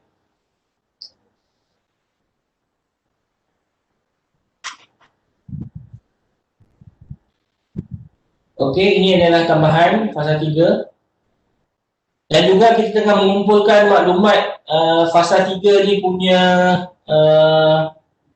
kelemahan lah di kalangan PTM. Kita orang PPICT ada edarkan macam bukan soal sidik, macam ringkasan apa nama maklum balas. Okay, saya dapat maklum balas yang katakan PC fasa 3 ni lagi teruk daripada performance dia daripada PC fasa 1. So ada setengah-setengah zone okey, ada setengah zone tak okey. So kita tengah dapatkan maklumat tu lah. Contoh ada info yang saya dapat, dia install AutoCAD dalam PC fasa 3, nak run dia punya ni hang dan sebagainya. So itu kita tengah kumpulkan maklumat. So mungkin PPTM dah berfikir lah untuk dapatkan maklumat ni. So seterusnya adalah perisian pusat Adobe yang ini sehingga November 2020. Saya rasa disambung lagi yang ini untuk Adobe Cloud ni. Okay. Ini just makluman. Okey, ada soalan sikit. Berapa banyak software licensing free dan boleh diperoleh oleh setiap agensi? Adakah semua boleh dimohon oleh institusi? Saya kan tadi menjawab yang endpoint protection tadi kan? Yang mana ni? Berkaitan dengan endpoint protection ya? Banyak daripada software. Encik Sofian. Oh, banyak license software. Dia macam ni. You pertama nak mohon tak salah. Yang kedua, bila dah mohon, kita akan check sama ada mohon ni adalah untuk keperluan kurikulum. Kita akan beri pertama keperluan kurikulum dan juga pengoperasian. Contohnya macam you nak beli satu sistem lisennya MATLAB contohnya. MATLAB you nak beli 40 lesen untuk satu lab. Tapi kita tengok juga keperluan akademik dia. Keperluan akademik ni cuma dia akan guna satu modul, tak keseluruhan modul. So kemungkinan lesen tu kita tak akan beli banyak lah kerana kos MATLAB tu sangat mahal. Kerana perisian untuk bajet untuk perisian OS 39 purata setiap tahun kita cuma dapat lebih pada dalam 1 hingga 1.3 juta je. Okay. So bila jumlah itu sangat sikit, so kita kena sangat sesuaikan dengan keperluan kita. Kerana keperluan dari segi pembaharuan licensing firewall, itu selalu dia dah ambil kos hingga 400 ke 500 ribu. So balance dia tu nanti kita akan kena tengok pula untuk perisian akademik. Itu tapi tahun ni kita fokus untuk akademik. Kerana perisian untuk antivirus dan juga endpoint protection kita dah habis 2 tahun lepas, almost 500 ribu. So kita fokus pada tahun ni untuk perisian-perisian akademik pula. Okay. Walaupun perisian akademik ni kadang-kadang terpaksa kita mohon di bawah bajet kurikulum. Kalau dia ada bajet untuk kurikulum punya ni lah, untuk program baru. Kalau tak ada, kita memang kena mohon melalui OS 39 tu lah.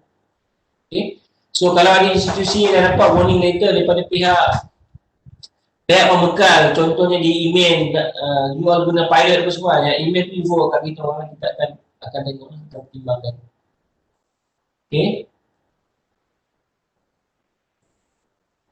So ini adalah Adobe ada 2. Okay. So semua sekali ada cloud ni lah.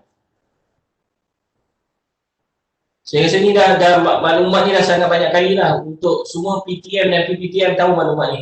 Okay. Adobe. Kemudian inilah Adobe apa yang terkandung dalam tu. Okay. Nama Adobe je mostly ada dalam tu. Dan juga tiap-tiap tahun dia ada buat CCMA, tapi saya tak pasti tahun depan ada tak ada CCMA contest ni. Yang ini worldwide, worldwide contest. Okey, yang ini saya ringkasan. Kemudian M365 ni boleh create email dan juga video conference lah dalam kalangan pensyarah dan juga pelajar lah. So dalam kalangan pensyarah dia nak buat live, dia ada 2 option berlicense. Pertama dia boleh gunakan Teams, M365 dalam tu ada Teams. Yang kedua dia boleh guna Webex. Webex pun, tapi Webex ni kita tak boleh nak bagi kepada semua pensyarah kerana kita ada dapat license 1,200 license sahaja. Dah ada tambah 1,200. Kita tambah tak? Tapi kena aktif lagi. Okay. So kalau ada keperluan untuk guna Webex tu, you maklumkan lah. Okay. Yang tu Webex tu berlicense. Kerana kita monitor tau berapa banyak guna Webex, berapa minit yang guna. Okay. Dia ada pro and cons guna Teams, guna Webex dan sebagainya. So kita pertama kita guna yang free. Free ni Webex ni dia bagi kita licensing ni secara CSR pasal kita ada Cisco ni. Okay. Kita guna produk dia dah banyak. So tapi dia bagi kita setiap sama 3 tahun. Lepas 3 tahun kita kena review balik. Teams ni ada dalam ni. Kalau you minta Google Suite apa semua tu kita tak boleh nak bagi lah. Kerana bila Google Suite dan sebagainya dia dah bercanggah dengan licensing pusat. Dia punya idea ni senang je. Apa yang licensing pusat sediakan, contoh dalam Microsoft dia dah sediakan M365 dalam Microsoft. Kita tak boleh nak top up a new licensing bawah yang lain tapi dia punya fungsi yang sama. Kerana apa yang M365 pun kita tak fully utilize lagi. So kita nak guna yang baru, so nanti akan ada kerugian pada pihak kerajaan lah. Okay. Walau bagaimanapun untuk urusan-urusan yang tertentu, katakan ini perlu untuk subjek-subjek tertentu, yang itu boleh mohon dan nyatakan justifikasi lah. Itu kita akan tengok satu persatu. Okay. Tapi untuk mohon secara pukal untuk satu benda kita tak buat. Okay. Dan juga kita tengah study juga perolehan perisian pusat untuk Autodesk. Autodesk lama ni dia bagi sebelum ni dia bagi trial student version. Student version tu setahun ataupun sebulan. So PTM dengan PPTM kena di-install balik. So kita tengah study macam mana untuk atasi masalah tu lah. Supaya you install sampai maybe one year, maybe update saja. Kita tak perlu nak uninstall semua. Itu untuk Autodesk. Autodesk ni institusi yang ada AutoCAD ni. Okey, ini untuk info tambahan College Community. Okey, sebelum tu ada satu lagi persoalan daripada Encik Suhairi. Software untuk library adakah di bawah GPPKK? Okey, untuk library bermula tahun hadapan kita dah dapat bajet di bawah digital library. Okey. Dalam digital library punya projek next year ni kita akan centralizekan semua sistem library. Kita guna Koha, maksudnya you all akan ada centralized system. So sistem yang sedia akan migrate ke dalam sistem Koha ni, so semua akan berlaku macam tu. Kemudian dia akan ada interloan library nanti boleh berlaku. Okey. So kita kurangkan pembelian buku yang banyak untuk ni lah. Kalau tidak dulu kalau di institusi kita beli 5 biji buku yang ni, so kita nak kurangkan kat situ.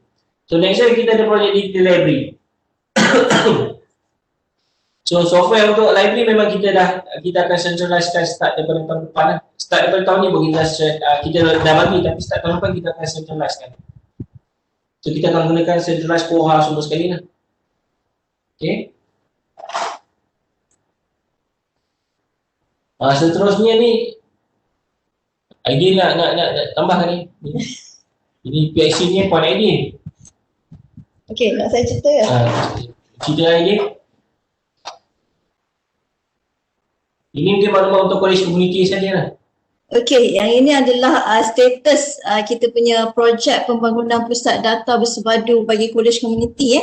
Sebenarnya kita adakan dalam 4 fasa, iaitu fasa 1, fasa 2, fasa 3 dan juga fasa 4.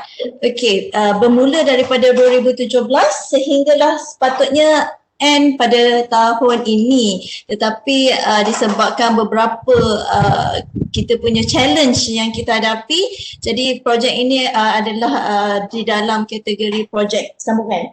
Betul ya? Okey. So untuk fasa 1, zon 1 Pulau Pinang dan juga KK Kulim kita dah selesai pada 2018. Iaitu perolehan pembekalan selesai pada 6 Mei dan pembayaran pun telah selesai pada 2018 oleh syarikat Sejati Solution. Difahamkan waranti peralatan pun akan tamat pada tahun ini. So aware lah yang mana ada peralatan rosak, peralatan yang dibekalkan ni mengalami kerosakan, boleh adukan sebelum tempoh waranti tamat. So tempoh waranti itu berbeza mengikut tarikh pemasangan di kolej masing-masing lah. Tu boleh refer kepada PPTM masing-masing. Okey, untuk fasa 2 pula kita ada projek pusat data DC dan DRC, iaitu pusat data di NSTEC dan juga di PDSA Mampu Putrajaya. Itu di peringkat HQ lah. Okey, yang untuk peringkat college community, untuk fasa 2 zon Kedah dan Selangor, kita telah selesai pada tahun lepas, tetapi pembayaran adalah pada tahun ini bulan Mac, di mana Sabah dan Sarawak pun projek telah selesai alhamdulillah untuk tahun ini, dan pembayaran pun telah selesai untuk tahun ini. So untuk fasa ketiga KK Johor pun telah selesai pembayaran, tetapi untuk KK di zon Perak kerja-kerja semua dah selesai, tetapi untuk tender peralatan kita tangguhkan sikit dan kita akan iklan insyaAllah Disember bulan ini ataupun selewat-lewatnya Januari 2021 lah. Okey, untuk fasa 4 pula untuk kerja-kerja memang telah selesai di peringkat kolej dan pembayaran pada November. Manakala untuk tender peralatan pula kita hanya selesai proses penghantaran peralatan fasa 1 dan sekarang telah berlangsung adalah dalam pembekalan untuk penghantaran fasa 2 yang perlu dihantar sebelum Januari 19 Januari. Okey, rasanya yang kita masih lagi belum selesai dan masih lagi kita buta adalah dengan KK di zon Perak lah. Kita harap bersabar, dia dibawa kepada projek sambungan untuk 2021. So seterusnya bila projek ni selesai, sebenarnya projek ni sedang diaudit oleh pasukan audit dalam ICT. Seperti yang Dr. Syarizak maklumkan tadi, terdapat beberapa teguran daripada audit lah, terutamanya dari segi pelantikan CIO, ICTSO, pelantikan pegawai penerima aset. Dan apa yang kita dapat adalah kebanyakan college community yang menerima peralatan yang menandatangani, kita share sikit lah, yang menandatangani surat SAP dan juga SPP, iaitu perakuan sijil akta penerimaan dan sijil pentaulihan dan pengujian adalah pengarah, di mana pengarah tidak ada surat lantikan sebagai pegawai penerima aset. Dia dah lantik PPTM tetapi yang tanda tangan di bawah adalah pengarah. So mohon alert lah dengan isu ni sebab kita dah mendapat teguran daripada pihak audit di beberapa agensi yang di audit lah. Setakat ni agensi yang terpilih di audit ada 4 agensi dan telah tamat, dan kita tengah tunggu penutup kepada seri audit tersebut lah. Okey, selepas tamat projek ni, disebabkan projek ni adalah projek major yang besar juga, jadi kita akan buat satu siri pelaporan impact program sebelum kita tutup buku untuk projek ni lah. Okey? Masa dah tinggal 3 minit. Okey, kita kembali kepada pencerahan. Tapi dah nak habis lah, slide yang seterusnya pun adalah ringkasan ni lah. Ringkasan projek ni. Okey. Kenapa masukkan kat sini juga? Kali ini lah yang menjadi yang nak ditanya-tanya sangat lah. So ini adalah yang 59 college community yang terlibat. So untuk penghantaran software dan juga ni, maklumatnya seperti yang tertera. Nak detail boleh tanya ni lah. Owner ni adalah bahagian unit infrastructure BBPI. So ICT yang bantu. So saya rasa dah tamat lah saya punya sesi saya. Slide saya sebenarnya dah buat thank you tapi data upload terlupa letak thank you. Okay. So saya thank you secara live lah. Terima kasih banyak-banyak. Saya punya sesi dah tamat. Walau macam mana pun kalau ada lagi Q&A session, ada soalan, boleh bagi dekat chat lah. Okay. Kalau ada apa lagi nak ditanya, okay. Kita ada lagi masa 2 minit lagi masa yang sebenar akan tamat. So saya Alhamdulillah berjaya juga mengambilkan dalam masa 2 jam. Okay. Slot bersembang-sembang bersama alat-alat ni kan. Orang melihat di jauh ada di Temelur, ada di Terengganu, ada di Pahang dan sebagainya. Okay. Di luar sangat-sangat jauh. Okay. So ni normal baru bagi saya bersembang bersama kamera dalam masa 2 jam. Okay. Boleh jadi rekod pribadi saya lah. Okay. Mungkin lepas ni saya boleh buat cerita-cerita lain ke. Okay. So ada lagi soalan? Kalau tak ada, okey, kalau tak ada, terima kasih banyak-banyak tuan-tuan dan puan. Salah ada silap saya mohon ampun dan maaf. Kalau terkasar bahasa tersilap kata, okey, saya silap address tuan-tuan, puan-puan. Kalau ada haji, tuan-tuan saya panggil encik dan sebagainya, ada doktor, Tan Sri ke apa ke, saya minta maaf banyak-banyak. Okey, kerana saya tak dapat tengok dekat sini dia punya ni. Okey. So kelemahan dalam sistem ni kita tak boleh nak bersembang, bertegur sapa, okey. Itu yang kelemahan dalam online ni lah. Kelebihannya ialah masing-masing boleh duduk tempat masing-masing dan boleh dapat maklumat. So terima kasih daripada saya sekali lagi. Saya serahkan balik kepada puan moderator. Okey, semoga perkongsian kita tadi memberi manfaat lah kepada kita semua. Okey, rasanya tak ada apa-apa soalan lagi. Okey, nanti boleh jemput program di KK Ampang ya doktor. Penyampaian yang padat. Okey, segala puji-pujian je kat sini kan. Okey, terlebih dahulu kita minta maaf atas segala kesilapan, kekurangan, kelemahan sebab kami pun first time join event webinar sebenarnya ni. Selama ni kita buat meeting. So senanglah kita berkomunikasi dengan nampak-nampak muka you all kat sana kan. Okey, so sekian saja sebelum kita akhiri dengan tasbih kifarah dengan surah Wal-As. Sekian, terima kasih. Assalamualaikum.